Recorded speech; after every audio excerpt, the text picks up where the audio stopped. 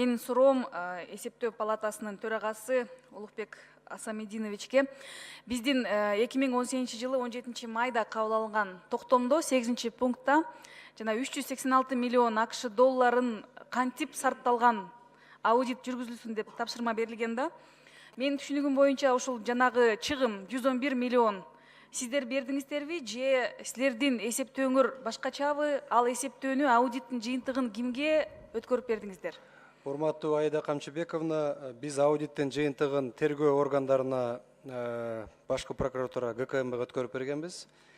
Ал эми жанагы чыккан айырма бул мына буга чейин да айтылды, соттук экспертиза жетекчиси да айтты.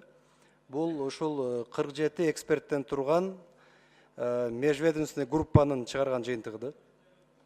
Эсеп палатасынын өзүнүн аудитинин урунтуу жерлерин айтып коесуздарбы? Кандай жыйынтык чыккан? Ошол межведомственный группада дагы биздин өкүл расмий түрдө катышты, Турумбеков Кычан Сакакович. Бул жерде айтып койчу нерсе, мына биз буга чейинки 2015 жылкы аудитте дагы айтылган, сметасы жок жасалган, ТОсу жок жасалган, кантип тандалып алынган ушул уткан компания деп. Ошонун негизинде смета жасалып чыкты. Оборудование боюнча, СМР деп айтабыз, строительно-монтажный работа жана башкалар боюнча ошондо ушундай айырма чыкты да. Ушул иште баарыбыз чогуу катыштык. Ал аудиттин жыйынтыгы ачык да, биз алсак болот же коомчулук окуса болот, Бүгүнкү күндө бизге ушул улуттук коопсуздук комитетинен кат келген, тайна следствие деп. Ошон үчүн биз ГКМ менен башкы прокуратурага жибердик. Муну өз кезеги келгенде сөз ачыкталат. Рахмат. Тергөөчүгө суроо. На 11 июльда 2013 жылы ведомстволор аралык комиссия отуруп, ТБ менен электростанциялардын ортосунда жанагы контракттык макулдашуунун долбоорун карашканда, ушул комиссиялык ведомстволук аралык комиссиянын ишинин жыйынтыгына юридикалык кандай баа бердиңиздер? Урматтуу Аида Камчыбековна, бул межведомстволук комиссиянын мүчөлөрүнүн жана башка мамлекеттик органдарынын кызматкерлеринин үстүнөн материалдар бөлүнүп чыгып, отдельно бир кылмыш иштин алкагында тергелип жатат. Ушул комиссиянын жыйынтыгы, ишинин жыйынтыгы кийинки келишимдерге негиз болгон деп карадыңарбы же кандай болду?